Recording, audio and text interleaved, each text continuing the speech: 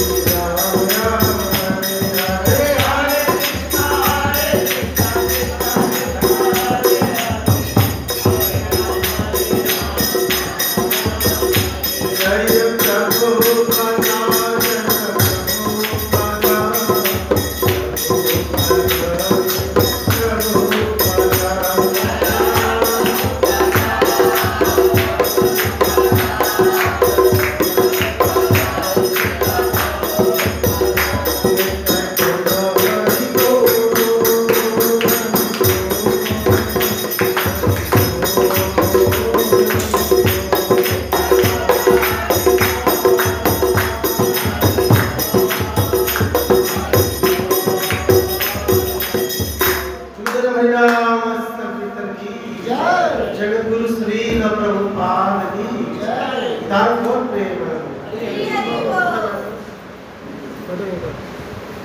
9 बजे उठना है यहाँ से 9 बजे उठना है 9 बजे तब उठेगा तो फिश देगा सब संडे फिश ओम नमो भगवते वासुदेवाय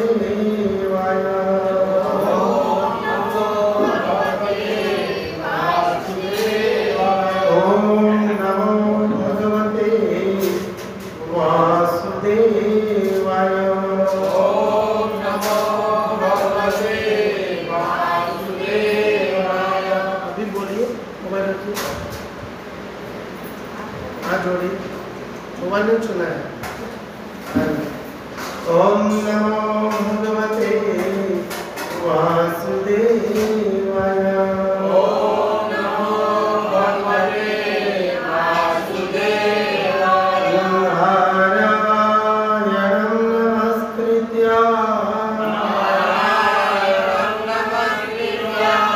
नरं चैव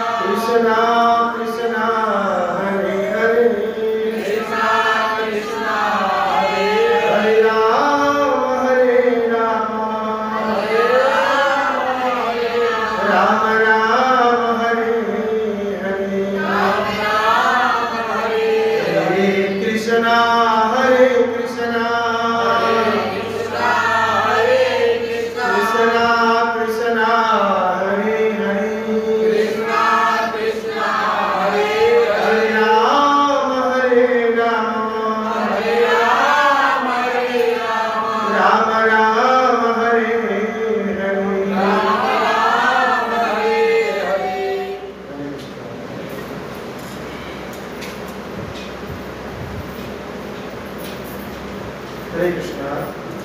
आप सभी भक्तों का हम स्वागत करते हैं अंतर्राष्ट्रीय श्री कृष्ण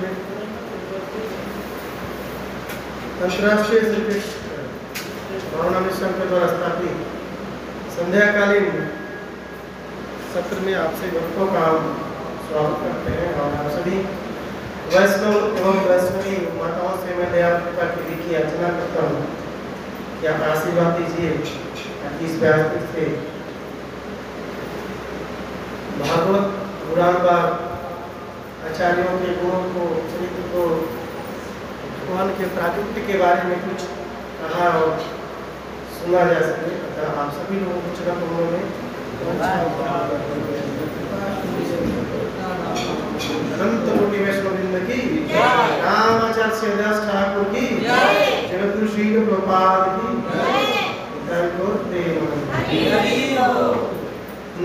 जनिला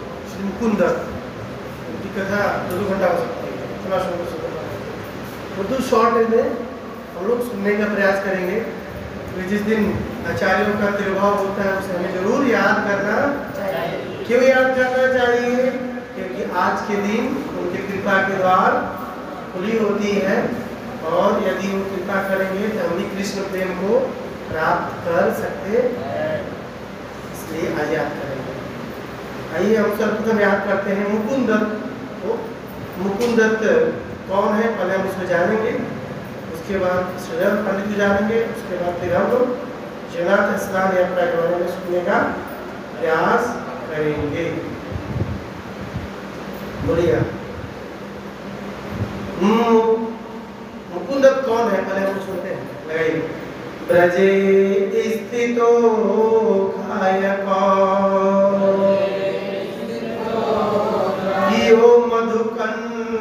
मधुव्रतो। सबको दिखाई दे रहा है?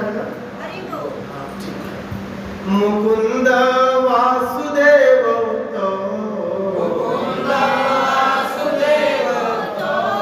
दत्तो गौरांग गायको। मुकुंद दत्त के बारे में कवि कर्णपुर ऐसे भक्त हुए जो सबके बारे में यह जानते थे कि कौन गौरांग महाप्रभु की लीला में, जो भी परिकर गौरांग महाप्रभु की लीला में प्रकट हुए हैं, उनका द्वापर युग और सतयुग से और त्रेता युग से क्या कनेक्शन, क्या क्या है, सब उनको मालूम है। क्यों? क्योंकि जब वो बचपन में थे तो उनका नाम था परमानंद पुरी। तो बच्चा जब छोटा होता है तो कुछ चीज मुंह में लगा लेते नहीं, अंगूठा चूसने लगता है। तो उनके पिता और माता एक बार परमानंद पुरी जब छोटे थे तो उनको लेकर जगन्नाथपुरी गए और छोड़ दिए। तो महाप्रभु बैठे हुए थे और महाप्रभु का अंगूठा पूरा मुंह में पूरा कॉपी और पेस्ट हो गया, पूरा ज्ञान तेने ब्रह्म हृदय आदि, जिसके जड़ कमलों से गंगा निकलती है, पूरा ज्ञान उसको समझ में आ गया। और वो बच्चा इतना सुंदर स्तुति करने लगा महाप्रभु का कि आप सोच नहीं सकते हैं। उनका नाम हुआ कवि कर्णपुर, क्योंकि उन्होंने कवि के रूप में ना उन्होंने जो रचना करी वो कानों के लिए बहुत सुंदर है, इसलिए उनका नाम क्या हो गया, कवि कर्णपुर। परमानंदपुरी हटा दिया गया। उन्होंने लिखा है, कौन है भाई मुकुंद? अरे ब्रज स्थित हो, ब्रज में स्थित। कौन? दो गायक है, उसका नाम है मधुकंठ और मधुव्रत। देखिए भगवान भी नाच गान करते हैं, सुनते हैं। दो गायक रखते हैं, उनका नाम है मधुकंठ और मधुव्रत। किस युग में? कन्हैया किस युग में आए थे? कितना युग में ना? पक्का सोच लो जाए, कितना युग में ना? कृष्ण का अवतार कब हुआ था? कलयुग में? हाँ, नहीं हुआ। कब हुआ है? द्वापर युग। तो वही मधुकंठ और मधुव्रत दोनों ही जो कृष्ण को गायक मतलब सुनाते थे गा करके, उनको ही जो उसमें मधुकंठ थे वो मुकुंद दत्त के रूप में प्रकट हुए। कहाँ पर? गौरांग महाप्रभु के लीला में। और ऐसा बना है कि जब ये गाते थे तो महाप्रभु नाचते थे। कितने सुंदर है। जब ये गाते थे मुकुंद दत्त महाप्रभु नाचते थे, भगवान नाच रहे हैं, तो कविया कितना सुंदर होगा। कहते हैं चैतन्य भागवत में, पढ़िएगा, श्री मुकुंद दत्त सखा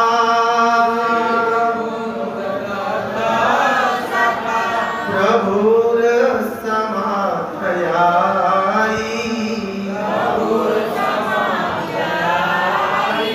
जहर कीर्तनी नाचे, चैतन्य गोसाई। चैतन्य गोसाई मतलब चैतन्य महाप्रभु। गोस्वामी है ना, गोसाई बोलते हैं। नाचे, कौन नाचता है? जहरा, जिसके कीर्तन पर, किसके कीर्तन पर? मुकुंद दत्त जब गाते थे महामंत्र, चैतन्य महाप्रभु उदंड कीर्तन करते थे। हम कैसे गाते हैं, लगता है कि भाई बंद करो जल्दी, अर्थात नहीं हो रहा है। और कहते हैं मुकुंद दत्त शाखा प्रभु समाध्यायी। मुकुंद दत्त और महाप्रभु समकालीन, मतलब एक ही क्लास में पढ़ने वाले क्या थे? दो विद्यार्थी थे। लेकिन मुकुंद दत्त भक्त और महाप्रभु निमाई पंडित तर्क करते थे। मुकुंद दत्त को पकड़ते थे, बोलते थे मुकुंद दत्त बताओ इसका मतलब क्या होता है। मुकुंद दत्त बताते थे तो बोलते थे गलत, ऐसा नहीं, ऐसा होगा। मुकुंद दत्त का दिमाग चकरा जाता था कि भाई निमाई पंडित क्या बोल रहा है, समझ में नहीं आ रहा। वो क्या मालूम है, कभी विद्या रस का आस्वादन कर रहे निमाई पंडित, है कि नहीं। और ऐसे बहुत बार नहीं होता, कुछ लोग पकाते हैं तो निमाई पंडित पकाते थे पकड़ के। जैसे ही निमाई पंडित को मुकुंद देखते थे दूर से आ रहे निमाई पंडित, दूसरी गली पकड़ करके लोग। एक दिन महाप्रभु बोलते हैं निमाई मुकुंद तुम मुझे देखकर गली बदल रहा है, एक दिन देख लेना मैं बहुत बड़ा वैष्णव बनूंगा और इतना बड़ा वैष्णव बनूंगा कि शिव ब्रह्मा भी मेरी अर्चन पूजन। आपके पास गौर आरती निकाल दीजिए, उसमें मुकुंद दत्त का नाम आता है, जल्दी दीजिए। हरे कृष्णा कृष्णा कृष्णा हरे हरे, हरे राम राम राम हरे हरे। गौर आरती गाएंगे उसमें पढ़ना है, क्या है? नर नर नर हरि जय जय गौरा चले आरती। आ गया, इसको गाने किससे करने होंगे? संजय मुकुंद वासु घोषयादि गाना। यहाँ पर वर्णन है संजय मुकुंद वासु घोष, जो मुकुंद है वही मुकुंद है, ये गाते हैं, शंखा बाजे घंटा बाजे बाजे करता है ना। नर हरि आदि पूरी चावर डोला है, संजय मुकुंद वासु घोष आदि लिखा है। तो जो मुकुंद दत्त है वही है जो मधुकंठ है, जो गाते थे सुंदर कंठ के द्वारा भगवान कृष्ण को यदि जाते थे। तो गौर आरती में भी इनका नाम आता है। बस इतना ही मैं कहने का उद्देश्य, इसलिए इनका उद्देश्य था भगवान को क्या करना, अपनी कला से अपने गुणों से। इसलिए इनकी समाधि 64 समाधि एरिया। यदि ब्रज वृंदावन धाम की मैया चैंटिंग बंद कर दीजिए, कथा के दौरान चैंटिंग नहीं होना चाहिए, बाद में करो, बिल्कुल हाथ से निकाल दो, बस हाथ से निकाल दो, करे कि लिखे बाद में। इनकी समाधि जाएंगे तो आज ही के दिन ज्येष्ठ मास है ना, ज्येष्ठ है ना, जेठ है कि आषाढ़ है? आषाढ़ की पूर्णिमा है, नहीं जेठ पूर्णिमा है, आषाढ़ की पूर्णिमा शुरू नहीं आ जाती है। आज पूर्णिमा है वैष्णव कैलेंडर का, आज स्नान यात्रा है, जगन्नाथ जी का जन्मदिन है, नहीं मालूम? जगन्नाथ जी का जन्मदिन नहीं मालूम आप लोगों को? क्या बात है, इनकी पूजा करते हैं हम लोग। आज ही के दिन ज्येष्ठ पूर्णिमा के दिन मुकुंद अपने नित्य गोलोक वृंदावन धाम में प्रवेश करते हैं। इनकी समाधि 64 समाधि एरिया। अब श्री राधा गोविंद देव मंदिर के पास जाएंगे तो जस्ट अपोजिट साइड में 64 समाधि एरिया में उन्हीं उसी जगह पर इनकी क्या है समाधि। अरे श्री मुकुंद दत्त की मुकुंद त्रिभाव तिथि महामहोत्सव की। अब आइए श्रीधर पंडित कोला बेचा। श्रीधर पंडित कोला बेचा के बारे में वर्णन करते हैं कि कौन है, पहले इसको समझते हैं कि है कौन। श्रीधर कोला बेचा कौन है? श्रीधर कोला बेचा के बारे में कभी कभी को कहते हैं कि क्या कहते हैं, इसको पढ़िएगा, सुंदर है। कोला बेचा तया ख्यातः,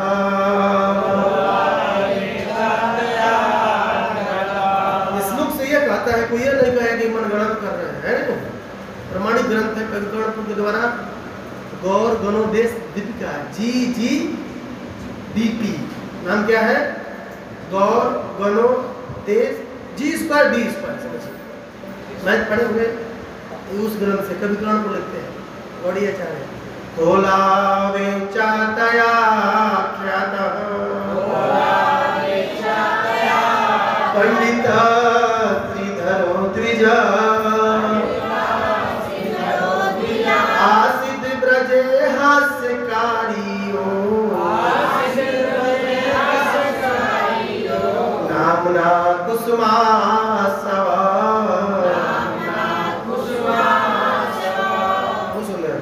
खोला वेचा तया ख्यात, जो खोला वेचा नाम से ख्यात है पंडित श्रीधर द्विज। कौन है? असित ब्रजे, ब्रज में कौन है? हास्यकारी, हंसाने वाले सखा है, उनका नाम है कुसुमासव। भगवान अपने पास एक सखा रखते हैं जो हंसाते हैं। देखिए हमारे भगवान क्या रस का नहीं मतलब कि चखते हैं, उनको हंसी भी चाहिए। जैसे अष्टसखियों में भी एक सखी मजाक करती है राधा कृष्ण की उपस्थिति में, है। उसी प्रकार ये जो कुसुमासव सखा है ब्रज के, वो द्वापर युग में कन्हैया को हंसाते थे।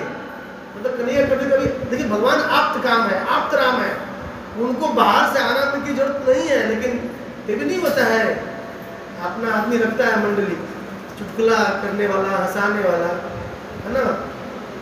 भगवान ये सिखाते हमें भी हंसने का प्रयास करना चाहिए, खुश रहना चाहिए। और वही कुसुमासव सखा, बाल सखा, इस गौरांग महाप्रभु लीला में श्रीधर कोलावेचा के रूप में क्या होते हैं? श्रीधर कोलावेचा के जय जय श्रीधर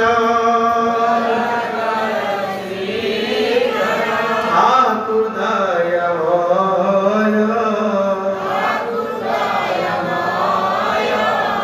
जय केला मूला खाया गौरांग राय। बहुत सुंदर, जय हो श्रीधर ठाकुर दयामय की जय हो। बोलिए जय हो, जय हो श्रीधर ठाकुर दयामय की जय हो। क्यों जय हो भाई? जारा केला मूला खाए गौरांग राय। जारा, जिनके पास क्या खाते थे गौरांग महाप्रभु? केला, मूलियां आदि गौरांग महाप्रभु खुद जा करके खाते थे। तो बहुत सुंदर लीला है, बस मैं ओवरव्यू दे रहा हूँ, विचार तो कर देखा है। लेकिन जगन्नाथ जी का जन्मदिन करा है, हैप्पी बर्थडे है, तो भाई उनके बारे में चर्चा होना चाहिए। इसलिए पहले महाभागवत, देन भागवत, पहले भक्ति कथा, देन किसी कथा, भगवान की कथा, है ना, किसी परंपरा है ना। गुरुजनों के द्वारा ही भगवान तक पहुंचेंगे। तो ये गुरुजन है, आचार्य है, इनकी कथा सुनेंगे तो थोड़ा सा मति बुद्धि भगवान में हमारी, क्योंकि वासुदेव घोष बोलिए वासुदेव घोष करी जोड़ हाथ, जय गौर से कृष्ण जय जगन्नाथ। चाहे जगन्नाथ जी का जन्म महामहोत्सव हो, चाहे कृष्ण का हो, चाहे गौरांग महाप्रभु को, दोनों में कोई अंतर। इसलिए हमें आचार्यों को याद करना चाहिए, ताकि जब आचार्यों को याद करेंगे तब हमें इनके कृपा के भाजन होकर के हम उस भगवान को, जो कि परम ब्रह्म है, पराक्रम है, जिनको बारे में बोल पाना कह पाना इस दिमाग के परे है, परंतु वो आचार्य जब कृपा करेंगे, होते ना दिव्य ज्ञान हृदय, ज्ञान का धोध बहने लगता है, और उसके बाद फिर व्यक्ति बोलता जाता है। ये सिस्टम है, ये प्रोसेस है, ये प्रक्रिया है। हम छलांग नहीं लगा सकते हैं, हम गुरुजनों के एक एक करके क्रमिक विकास करें, है ना। कोई बोले मैं छलांग लगा कन्हैया को पकड़ूंगा, जीवन में नहीं पकड़ पाएंगे। प्रभुपाद जी को पकड़ लेंगे, कन्हैया पकड़ा जाएंगे। क्यों? क्योंकि प्रभुपाद जी के हृदय में भी कन्हैया। कितना सिंपल सा है। इसलिए इनकी समाधि का पता नहीं चल रहा है किसी ग्रंथ में, समय नहीं पता, इसलिए खोज नहीं पाया। परंतु समाधि इनका जो भजन स्थली है, दिखाइएगा, मैं डाउनलोड किया हूँ ग्रुप में, मायापुर के अंतिम छोर पर इनका, हाँ ये भजन स्थली है। श्रीधर कोलावेचा की, ये उनका घर था पहले, इसलिए बोलते हैं श्रीधर आंगन। क्या बोलते हैं? श्रीधर आंगन की। बहुत सुंदर जगह है। जो श्रीमंतनी मैया है, श्रीमंत द्वीप है, उससे जस्ट पीछे है। ये आता है मायापुर अंतरद्वीप में ही आता है, श्रीमंत द्वीप में नहीं आता, ऐसा वर्णन किया गया है। इसलिए बोले श्रीधर कोलावेचा त्रिभावती महामहोत्सव की जय।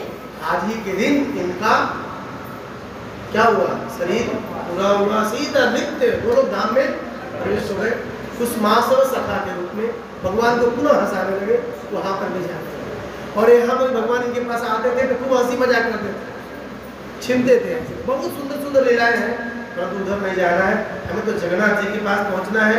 एन केन राकेण, आप लोग बोलिएगा, नीलाचल निवासाय नित्याय परमात्मने बलभद्र सुभद्राभ्यां जगन्नाथाय ते नमः। नमस्ते तुहलाग्राय, नमस्ते मुसलायुधा, नमस्ते रेवतीकांत, नमस्ते भक्तवात्सला, नमस्ते वनिताश्रेष्ठा, नमस्ते धरणीधरा, प्रलम्बारे नमस्ते तु, पाहि मां कृष्ण पूर्वजा, देवी त्वं विष्णुमायासि, मोहयसि चराचरम्, ऋतिपद्मासन संस्थासि, विष्णु भावानुसारिणी,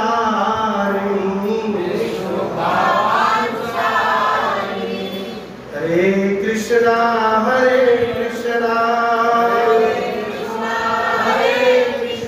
कृष्णा कृष्णा हरे हरे, हरे राम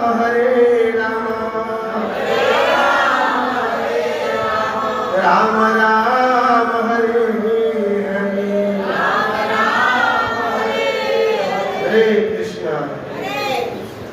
जगन्नाथ देव सुभद्रा महारानी भक्त सुदर्शन की जगत गुरु श्रील प्रभुपाद की जय बोल प्रेमानंदे।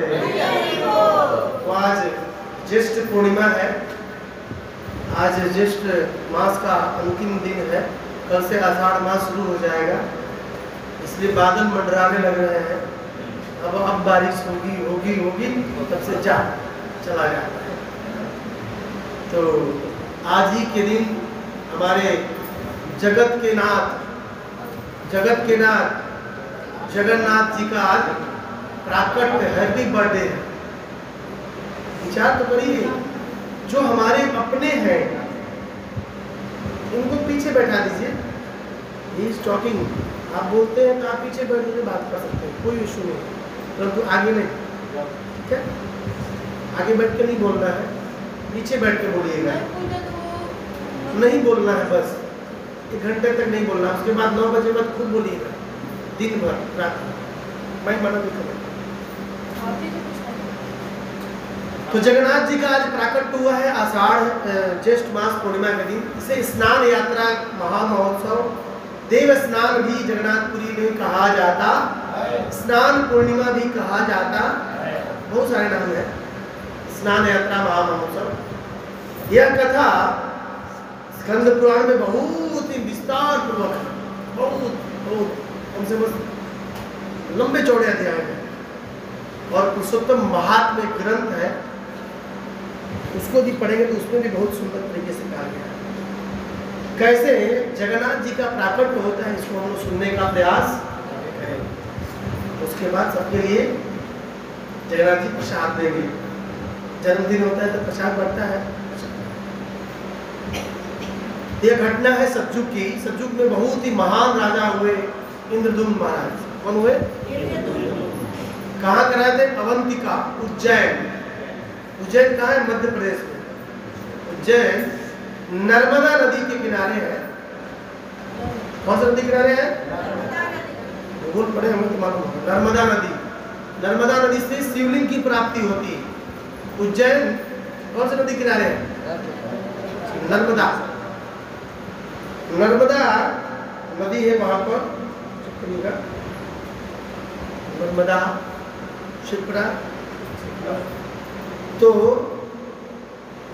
नर्मदा से शिवलिंग निकलते हैं। उज्जैन शिप्रा नदी किनारे है, शिप्रा एक्सप्रेस चलती है। तो एक राजा हुए, बहुत धर्मात्मा राजा हुए। उनकी पत्नी का नाम था गुंडीचा। क्या था नाम? याद रखिएगा, मैं पूछूंगा। इंद्रदुम्न और गुंडीचा, दो नाम आ गया। पति पत्नी दोनों धर्मात्मा थे और बहुत ही भगवत कथा अनुरागी थे, भगवत प्रेम में वशीभूत रहा करते थे। तो इंद्रदुम्न महाराज की ऐसी चाहत थी कि भगवान की प्राप्ति और भगवान का दर्शन कैसे हो।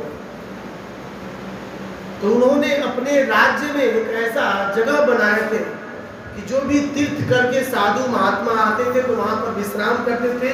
उनके लिए भोजन पानी की व्यवस्था आदि होती थी राजा की तरफ से। सोचिए, इसलिए आजकल भी गवर्नमेंट को भक्तों को भी व्यवस्था देना चाहिए, है कि नहीं? भगवान की भक्ति कर रहा है, परंतु आज जो गवर्नमेंट खुद भक्ति नहीं करती तो क्या दूसरे काम है कि नहीं? समस्या है। क्योंकि पहले के राजा बहुत सुंदर थे। तो एक ऐसे ही तीर्थयात्री आए और उस विश्राम गृह में बात कर रहे थे कि उन्होंने नील माधव का दर्शन करके आया। नील माधव का फोटो लगाइए, नील माधव का फोटो लगाइए, नॉट जगन्नाथ जी का, दैट इज नील माधव। बोले नील माधव भगवान की जय। नील माधव का विग्रह, ठीक है। नील माधव का दर्शन करके आए थे और बात कर रहे थे कि नील माधव का दर्शन जो एक बार कर लेता है वो जन्म मृत्यु के चक्कर से मुक्त हो जाता है और back home back to God है, भगवान के धाम को प्राप्त कर जाता है। ध्यान दीजिए, जो नील माधव का दर्शन करता है। और यह बात उनके राज्य के एक पंडित ने सुन ली और जाकर के मंत्री से बोला, राजा के मंत्री से बोला कि मैंने दो साधुओं को बात करते हुए सुना कि जो नील माधव का दर्शन कर लेते हैं वह व्यक्ति जन्म मृत्यु जरा व्याधि से ऊपर मुक्त हो जाता है, भगवान को प्राप्त कर जाता है। तो मंत्री जब सुना तो मंत्री राजा को बताया। तो राजा ऐसे ही भगवत अनुरागी, भगवान के प्रति बहुत प्रेम था। बोले उस साधु को पकड़ो, कौन है साधु, कहाँ नील माधव मिलेंगे? जैसे ही मंत्री आए ये साधु उठे, संत चलता भरा और पानी, संत रुकेंगे तो प्रॉब्लम होगी, इसलिए बोलते जय ओम विष्णुपाद परमहंस परिव्रजकाचार्य और स्तोत्र से श्री श्री कृष्ण कृपा मूर्ति अभय चरणारविंद भक्ति वेदांत स्वामी श्रील प्रभुपाद की जय। इसलिए संत रुकते नहीं हैं, चलते रहते हैं। पानी रुकेगी तो मच्छर क्रोसिन कर डालते हैं। इसलिए संत जहाँ रुकेंगे उनको अटैचमेंट। रूप सनातन एक वृक्ष के नीचे एक दिन रुकते थे, नेक्स्ट स्टेज दूसरा वृक्ष, दूसरा। क्यों? हो सकता है आसक्ति हो जाए, और आसक्ति हो ही जाती है। पकड़ लेंगे मंदिर को, अरे हमारा ही मंदिर है भगवान का, हमारा मंदिर, आसक्ति हो जाती है। समझ गया?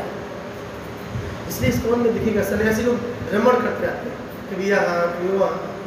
अभी लोकनाथ महाराज आज पुणे में, सोचिए कहाँ पे है? जो लोकनाथ महाराज की पुणे में कथा बोल रहे थे, NVCC पुणे, इसको वृंदावन चंद्र जू की, वृंदावन चंद्र जू है वहाँ, राधा वृंदावन चंद्र DT घूमते रहते हैं, एक जगह नहीं रहते हैं। इसलिए सब चल गए, आए तो इधर साधु है नहीं। अब राजा है भाई, सबको आदेश बुलाओ, मीटिंग बैठाओ भाई, बुलाओ, सभी दिशाओं में जाओ और पता करो नील माधव कहाँ हो। सब लोग सभी दिशाओं में गए, 2-4-10 दिन में वापस चले आए। लेकिन एक उनके पंडित थे, पुरोहित, उनका एक पुत्र था, उनका नाम था विद्यापति। क्या नाम था? विद्यापति। गए पूर्व दिशा में गए, उज्जैन पश्चिम में है, पूर्व दिशा में इधर हिंद महासागर की तरफ आ रहे हैं। गए तो चल दिए, जा रहे बहुत दिन हो गए। वापस जाते हिंद महासागर के तट पे गए। उन्होंने बहुत ही सुंदर एक गांव दिखाई दिया, इतना सुंदर गांव था। और गांव में जाते रात हो गई, रात में रहना पड़ेगा। किसी और के यहाँ गए तो गांव वालों ने बोला देखिए हमारे गांव के जो मुखिया है उनका नाम है विश्वासु। क्या नाम है? विश्वासु। और जो भी अतिथि हमारे ग्राम में आते हैं उन्हीं के घर विश्राम करते हैं, उन्हीं घर भोजन आदि ग्रहण किया करते हैं। बोले ठीक है भैया, आप विश्वासु घर दिखा दो। तो कोई बच्चा विद्यापति को बोला भाई यही विश्वासु घर है। विश्वासु घर गए, दरवाजा खुला, उनकी बेटी 16 साल की कन्या विश्वासु की पुत्री का नाम था ललिता। बोली आप कौन? तो गांव वालों ने बोला कि भाई ये अतिथि है और आपके पिताजी मुखिया है, और ऐसा नियम है कि जो भी व्यक्ति अतिथि के रूप में हमारे गांव में आएगा आप ही के घर भोजन पानी आदि होगा। अति उत्तम। बोले अभी मेरे पिताजी घर पर नहीं है, आप बाहर इंतजार करिए, जब मेरे पिताजी आएंगे तब आप घर के अंदर संस्कार। ठीक, कोई बात नहीं, मैं बाहर इंतजार करूंगा।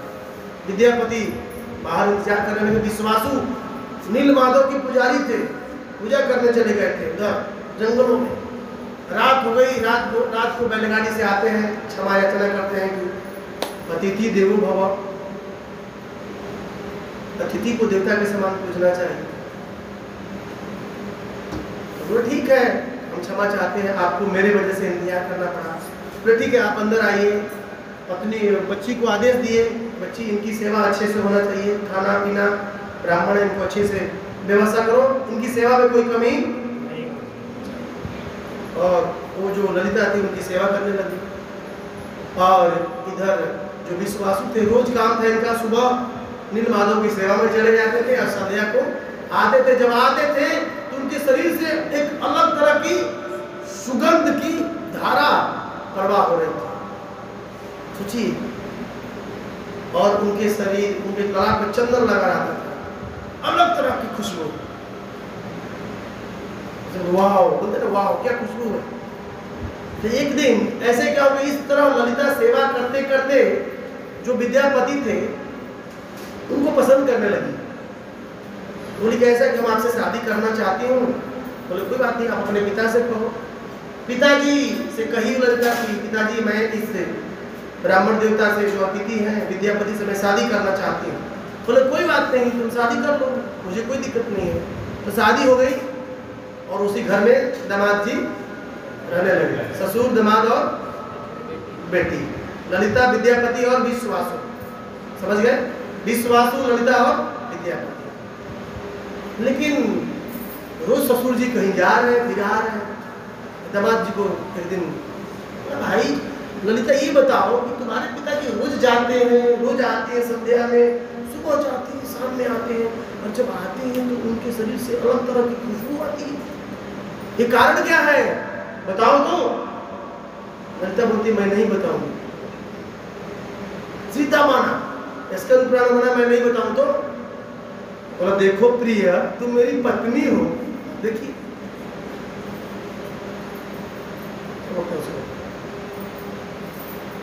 क्या होता है, भावना, भावनाओं को। मेरी पत्नी हो, तुमको तो मुझे सब कुछ शेयर करना चाहिए, एटलीस्ट अर्धांगिनी हो तो आधा जी तो बताना ही चाहिए एटलीस्ट। बोले मैं नहीं बता पाऊंगा, पिताजी ने मना किया, लेकिन फिर भी मैं तुम्हारा पति हूँ, तो मुझे बताओ। तो देखिए मेरे पिताजी रोज सुबह भगवान नील माधव की सेवा करने जाते हैं,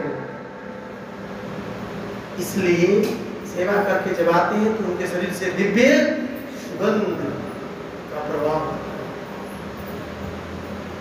तो विद्यापति तो उसी के चक्कर में तो आए थे, नील माधव कहाँ है भाई, देखना है।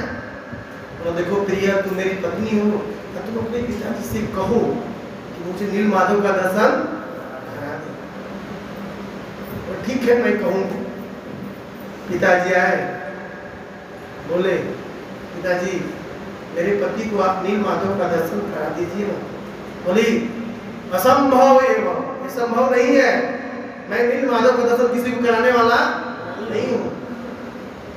उनको डर था कि कोई जो दर्शन करेगा जान जाएगा तो हमारे प्रभु को उठा कर ले जाएगा, चाहे हमसे भगवान दूर हो जाएंगे, क्योंकि विश्वासु भगवान में आसक्त थे, वो भगवान को छोड़ना नहीं चाहते थे।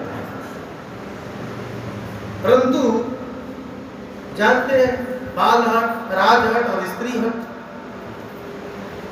स्त्रियों के हट के सामने अच्छे झुक जाते हैं। क्या कुलभूषण प्रभु जी झुकना पड़ता है? नहीं, झुक जाते हैं आप भी। हरि बोल बोल तो दीजिए, हरि बोल बोलिए। हाँ, मतलब झुकते हैं, इधर भी झुक रहे हैं।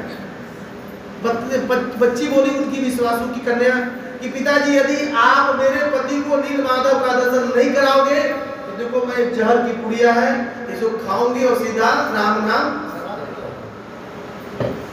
अब एक ही पुत्री थी, कौन करेगा? एक ही दामाद मिला है, कौन खोना चाहे? कोई खोना चाहेगा? विश्वासु भी आसक्त थे अपनी पुत्री में, बोले कोई बात नहीं, मैं कराऊंगा दर्शन, लेकिन एक क्या शर्त है कि उनको आंखों पर काला पट्टी बांध कर ले जाऊंगा और बांध कर उधर से लाऊंगा, ताकि उनको यह नहीं पता चले कि नीलमाधव किस गुफा में है, किस पहाड़ में है, किस दिशा में है। विश्वासु भी चला काटने थे, ससुर जी भी चला। तो पति पत्नी रात में चर्चा की कि पतिदेव पिताजी मान गए, परंतु विद्यापति कहते मुझे नीलमाधव का पता लगाना है, मुझे अपने राजा को संदेश देना है। कौन कहता है कि और तो पास बुद्धि नहीं होता है? वही ललिता बुद्धि देती है। पतिदेव आप सरसों के दाना ले लेना, जब आंखों पर पट्टी बांध लेंगे पिताजी, बैलगाड़ी पे बैठ जाना, आज सरसों का दाना गिराते हुए, जब बारिश होगी तो सरसों उग जाएंगे। आपको रास्ता मालूम? एक टेक्निक रात में सेटिंग हो गया। सुबह बैलगाड़ी तैयार हो गई, आंखों पर पट्टी बांधा गया दामाद जी के, ससुर जी बैलगाड़ी चलाने लगे, पोटली में लेकर ससुर बैठ गया, दामाद जी चल दिया बैलगाड़ी, सरसों का दाना गिराने लगे। गिराते गिराते गिराते पहाड़ के जैसे टोच होता है ना, बैलगाड़ी उधर चढ़ेगी, रुक गई और वहां से फिर चढ़ाई कर रही थी, आंखों में पट्टी बंधा हुआ, चढ़ गए ऊपर। चढ़ने के बाद ऊपर जब नीलमाधव सामने आते हैं तब विश्वासु विद्यापति के आंखों का पट्टी, जैसे ही विद्यापति जब नीलमाधव को देखते हैं बोलते हैं वाओ, समझते हो क्या सुंदर विग्रह, बिल्कुल संग चक्र गदा पद्म लिए और प्रणाम आदि करते हैं। ताइए विद्यापति के साथ हम लोग भी प्रणाम कर लेना चाहिए आज के दिन, है ना? बोलिएगा शशांक चक्र सकिरीट कुंडलम, शशांक चक्र सकिरीट कुंडलम, सपीत वस्त्र सरसीरुहेक्षणम, सपीत वस्त्र सरसीरुहेक्षणम, सहरावसस्तल कौस्तुभश्रियम,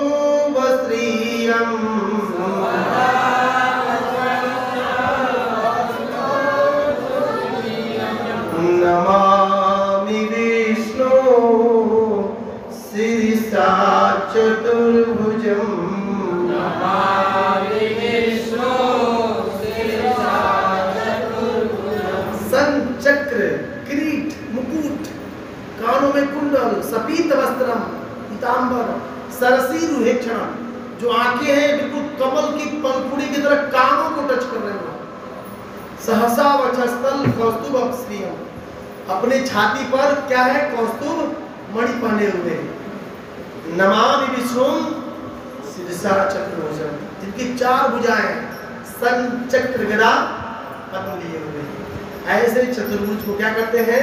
विद्यापति प्रणाम करते हैं और देख करके दंग रह गए, क्या ब्यूटी है।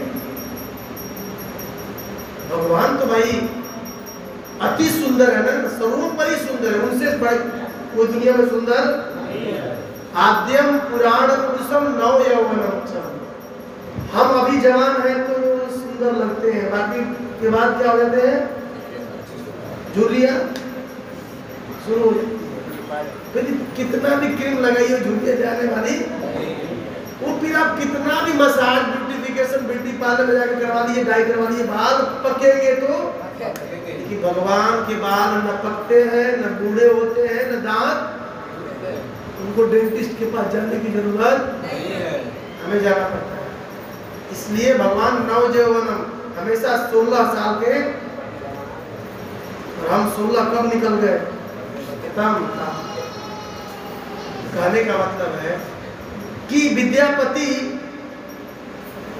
नील माधव का दर्शन कर रहे हैं। विश्वासु बोले कि ऐसा है तुम यहीं रहो, दर्शन करो, मैं कुछ कंद फूल फल जंगल से लेके आता हूँ और तुम फिर पूजा पाठ करके फिर उसके बाद हम लोग पुनः बैलगाड़ी से यहाँ से चलेंगे।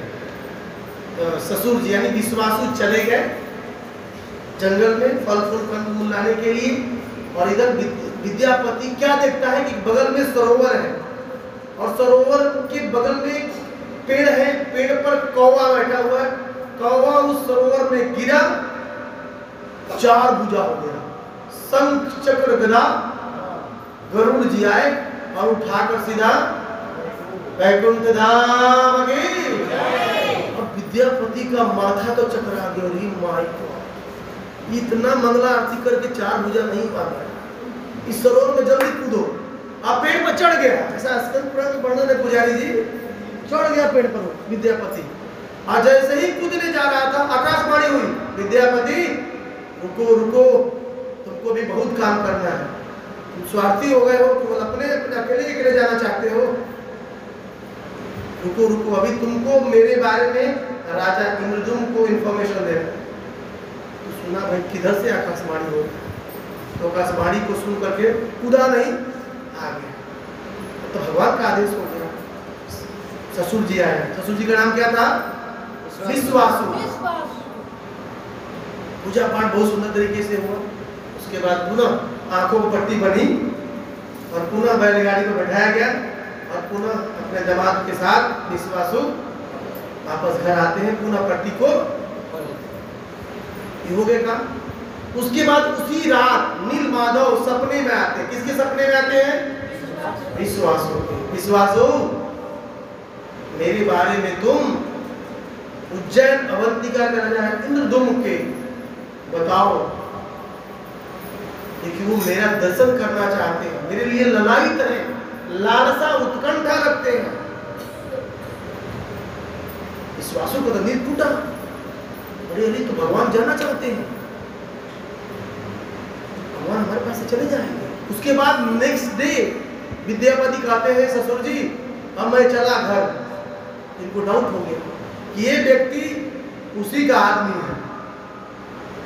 राजा इंद्रदुम्न का जा करके बताएगा और हमारे भगवान को उठाकर आ जाएगा, उठाकर यहाँ से हम तो कंगाल हो जाएंगे। आमी तो कंगाल, कृष्ण कृष्ण कुछ नहीं बोल पाएंगे, हमारे भगवान ही चले गए। इतने आसक्त थे। और क्या किए कि अपने दामाद को लॉकर में, मतलब घर में घुसा के कुंडी लगा के ताला चाबी अपने पास, बच्ची को नहीं दी। दामाद जी अंदर रहो, खाना पीना वहीं मिलेगा। न जाओगे नील माधव यहाँ से आएंगे, तुम जाओगे नील माधव को बता दोगे राजा को, राजा आएगा नील माधव के यहाँ से उठाकर। विद्यापति दिमाग तेज आदमी बोला, पत्नी हो आप अपने पिता से बोलो कैसे ससुर है, दामाद को ही ताला बंद कर दिया।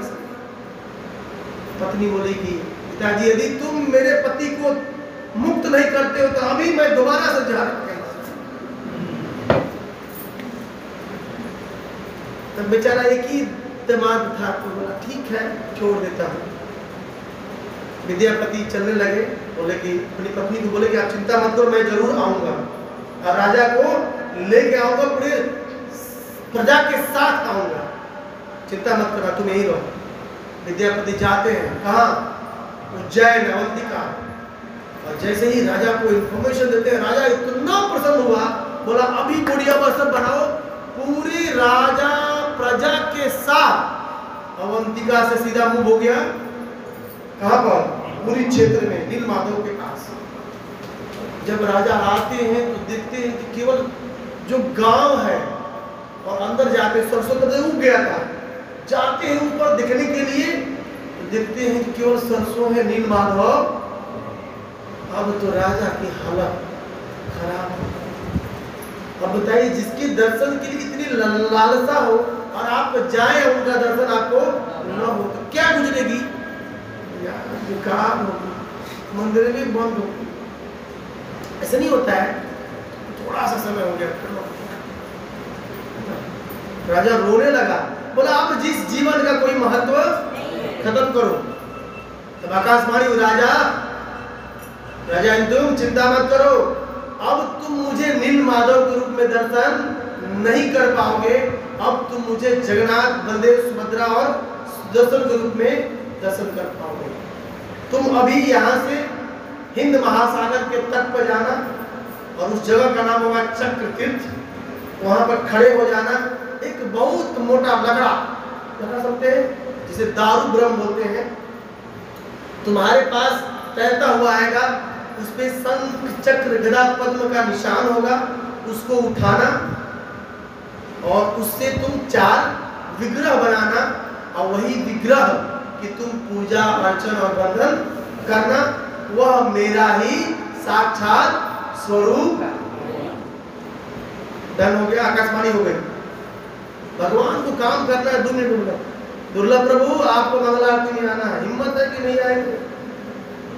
भगवान की आकाशवाणी हो गई, आना ही पड़ेगा। भगवान बलराम जी मोटा गदा लेके पहुंचेगा, नहीं उठाते मंगल आरती में। अच्छा, हिंदू महाराज जाते हैं हिंद महासागर के जगह पर, तट पर, चक्र तीर्थ उसका नाम है। एक लकड़ा आता है, उठवाते हैं, राजा है भाई, अब कुछ भी कर सकते हैं, हमारी तरह मरे मरे से उनके पास दुनिया भर के आदमी हैं। सब काम हुआ और स्कंद पुराण में वर्णन है कि साक्षात भगवान ही आते हैं, कोई कहता है कि बृहस्पति आते हैं, तो दोनों में से कोई एक को ले लीजिएगा, ठीक है। लेकिन बढ़ई आते हैं बूढ़े ब्राह्मण के वेश में, कहते हैं कि मैं बनाऊंगा, मुझे 13 से 14 दिन तक कोई डिस्टर्ब नहीं करेगा। खाना पीना की व्यवस्था उस रूम में कर दी गई, लकड़ी, छेनी, हथौड़ी सब उसमें दे दिया गया। वो ब्राह्मण जो बढ़ई थे उसको उसमें डाल दे, बाहर से ताला, बोला मुझे कोई 15 दिन तक डिस्टर्ब नहीं करेगा, डिस्टर्ब करेगा फिर मैं उतने को छोड़ के चला जाऊंगा। कोई बात नहीं महाराज, आप ही चाहते नहीं होगा, राजा का आदेश हो गया। उसमें खाने पीने की 15 दिन की व्यवस्था कर दी गई और लगा अपना कार्विंग करने, लकड़ी कार्विंग कहते हैं ना, थोड़ी छेनी से। तो 1-2 दिन तक आवाज आई, 10 दिन 5 दिन गुंडीचा पत्नी भी सुन रही थी, हाँ हाँ आवाज आवत, मतलब काम चल रहा है। कुछ दिन बाद आवाज आना और गुंडीचा देवी परेशान, महाराज कहीं बुढ़वा मर तो नहीं गया, अंदर खाना पीना बंद हो गया। पत्नियों का हृदय सेंसिटिव होता है ना। तो सैनिक बोलते महाराज नहीं नहीं बुढ़ऊ नहीं मरेगा, वो नहीं मर रहा होगा। महाराज पत्नी बोलती है गुंडीचा, महाराज खोल दो दरवाजा।